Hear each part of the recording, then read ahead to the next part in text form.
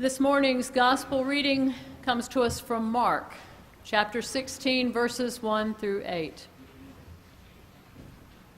When the Sabbath was over, Mary Magdalene and Mary, the mother of James, and Salome bought spices so that they might go and anoint him. And very early on the first day of the week, when the sun had risen, they went to the tomb.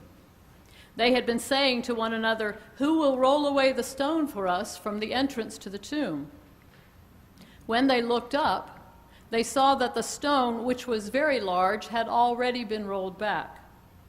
As they entered the tomb, they saw a young man dressed in a white robe sitting on the right side, and they were alarmed. But he said to them, "Do not be alarmed. You are looking for Jesus of Nazareth, who was crucified. He has been raised. He is not here. Look, there is the place they laid him. But go, tell his disciples and Peter that he is going ahead of you to Galilee. There you will see him just as he told you." So they went out and fled from the tomb, for terror and amazement had seized them. And they said nothing to anyone, for they were afraid. I see them leaning in towards one another, heads down, talking in low tones as they walk quickly toward the tomb in the faint light of dawn. The women have good reason for keeping their voices low. Just think what they have seen in the previous days. Their beloved friend and teacher arrested, sentenced, flogged, crucified, and buried. Surely the forces responsible for his death remain all around them, just out of sight, but watching, waiting for his followers to make one wrong move. So the women keep their heads and voices low, and they don't discuss what has happened, lest they be overheard. Instead, they concentrate on practical problems. They are carrying spices to anoint the dead body of their friend Jesus. They talk about the heavy stone that Joseph of Arimathea rolled in front of the tomb. They ask each other, "Who will roll away the stone?" You wonder how well they have thought this through. Why didn't they bring at least one of the male disciples, someone who could move the stone?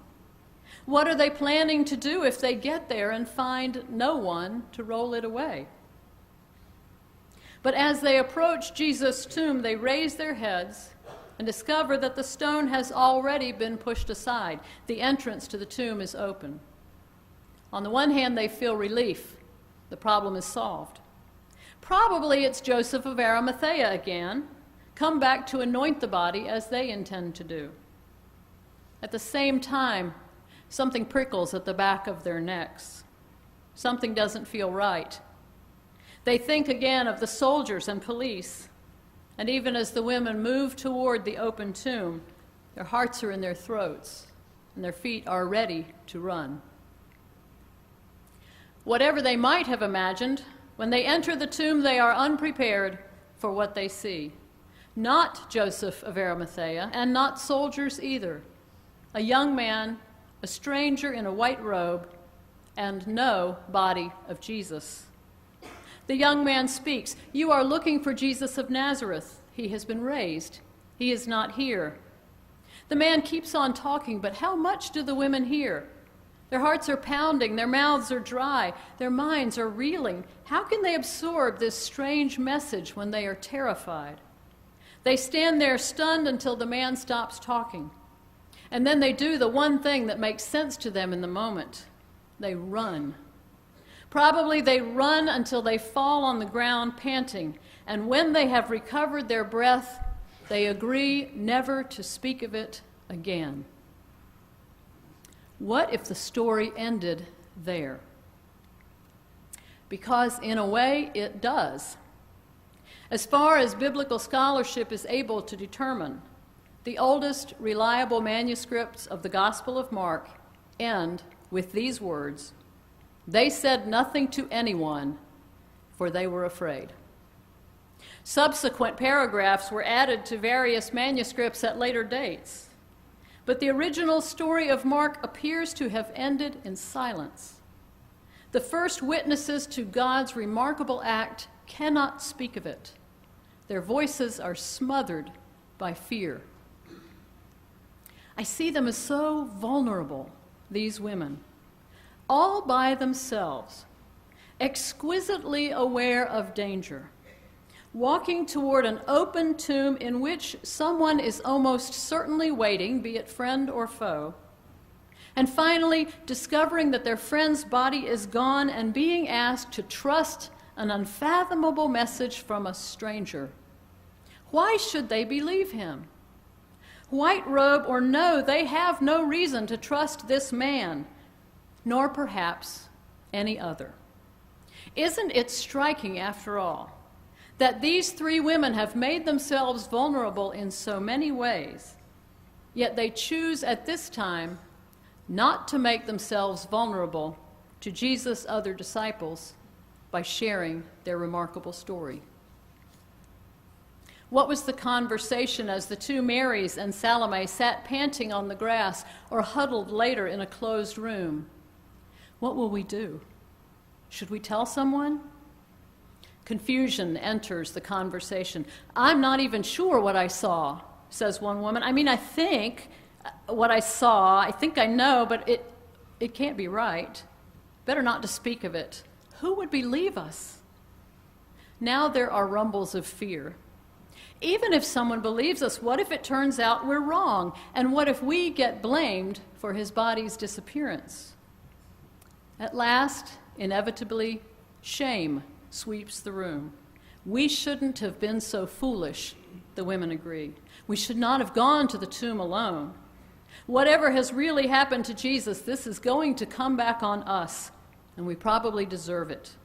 The safest thing is never to speak of it. These women have stood witness through this whole terrible time, including not just Sunday at the tomb, but Friday at the cross, when Mark tells us there were also women looking on from a distance. Now their witness is silenced. Fear seals their lips like a heavy stone. And who will roll away the stone? What these women need is what anyone needs after witnessing terrible and terrifying things. They need to find a word of hope in what they have seen, to find the hope they need to make sense of their experience. And to make sense of it, they need to talk about it. To talk about it, they must feel safe. To feel safe, they must find people they trust. And Jesus' disciples at this point in time do not look trustworthy. We don't know exactly why the women don't trust the disciples, but we do know that the disciples are afraid. We saw their fear during the terrible events of the last week. But read Mark through and you'll see that the disciples have been afraid all along. They were afraid when they found themselves in the middle of a storm and Jesus chastised them for their lack of faith. They were afraid when they saw him walking on water. They were terrified at his transfiguration. When Jesus predicted his suffering and death, they were even afraid to ask him about it. And of course, when push came to shove, they were so afraid that they ran away in Gethsemane. And Peter was so afraid, he denied that he had ever known Jesus. Like the female followers, the male disciples have suffered confusion and fear and shame. Because they have these feelings in common, you might expect that the women would trust them to hear them with empathy. But fear and confusion and shame don't always draw people together. Actually, people who are frightened and ashamed often turn on others. Because fear and confusion and shame make people feel vulnerable. So they try to protect themselves. They might try to build themselves back up by tearing someone else down. And one way to tear others down is to refuse to receive their story, to disbelieve their words, to deny their feelings, to discount their experience. Is that what the women thought would happen to them if they told the disciples their story? Well, maybe they had good reason to think so.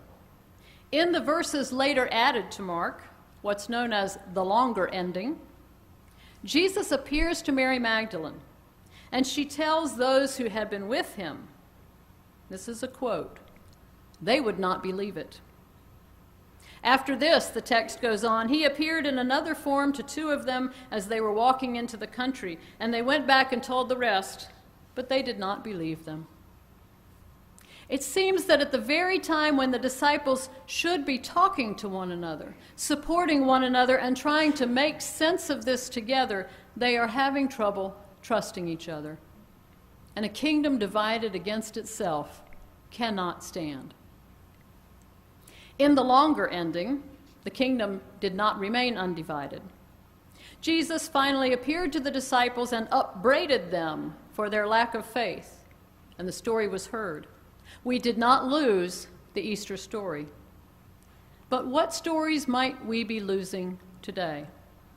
There are many people whose stories go unheard because of fear and shame. What do people do today with profound and perhaps traumatizing experiences? God has a word of hope for these people. In fact, God may be doing something wholly new, something remarkable in their lives, and if they could hear the word of hope, they could share it with all of us. But to hear it, they need first to make sense of their experiences. And to make sense of their experiences, they have to talk about them. And to talk about them, they must find a safe place to talk to people they trust. If they never find a safe place to tell their stories, what words of hope might be lost to the whole world? Over the last week, I've been thinking of the women in Mark as the alsos. In the crucifixion scene, they are on the margins. There were also women looking on from a distance. Who are the alsos of our time? The ones looking on from a distance, the marginalized. Who are the ones with stories to tell, profound experiences to share, but no safe place in which they can speak and make sense of what they have seen? What do we risk when we risk losing their witness? Mark's parable of the sower tells us that some people are on the path where the word is sown. When they hear, Satan immediately comes and takes away the word that is sown in them. What if the alsos are on the path? What if they have some profound experience but are afraid to relate it to others because they fear they will be disbelieved or discounted or shamed? When society creates an environment in which people's witness is silenced, Satan is helping himself to words of hope that might have been shared with the whole world. Indeed, in a particularly interesting variation of Mark's ending, one that does not appear in your pew Bibles, the disciples excused themselves to Jesus for not believing the women's story. Quote, "This age of lawlessness and unbelief is under Satan," they say, "who does not allow the truth and power of God to prevail over the unclean things of the spirits." To which Jesus responds, "The term of years of Satan's power has been fulfilled." End of story, and the beginning of a new one. In the new story, the two Marys and Salome found a place to share their experience. Jesus opened the disciples' ears and hearts, and the disciples opened a space where the women were not afraid to speak, not afraid they would be disbelieved or discounted or shamed. To do this, the disciples would have had to earn the women's trust again. They would have to let down their own guard and make themselves vulnerable, letting their fear and shame be a point of connection instead of the thing that keeps them apart. Maybe that happened, as the longer ending would have it, with a good stern upbraiding from Jesus. Or maybe it happened gradually, as the 11 celebrated disciples, and the women also looking on from a distance, began to recognize their need to trust one another and stop dividing the kingdom. Whatever they did, thank God they did it. What would have happened if the women at the tomb had never found a safe place to share their story? If the sins of alienation and marginalization and shaming had silenced their witness, allowing Satan to steal the word right out of their hearts? The world is still full of people looking on from a distance. They have had profound experiences of which they struggle to make sense. God may be doing something wholly new in their lives, but to hear that word of hope, they need first to be heard. The alsos need a place to tell their stories, a place where they know they will not be disbelieved or discounted or shamed, a place where they feel safe to be vulnerable because those who invited them into the space are vulnerable as well. In those spaces, the alsos and those who listen with empathy can explore the stories together and find the word of hope within. Those spaces are undivided kingdoms, where those who speak and those who listen recognize that they need each other to make sense of it all. There are many people with stories to tell, and their stories may contain a word of hope for all humankind. But these people may be the alsos, the ones looking on from a distance. And they may be huddled together in fear, unable to trust the rest of us with their stories.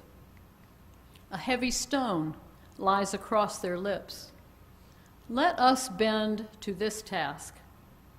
Let us put our shoulders against the stone and dig our heels into the earth and push.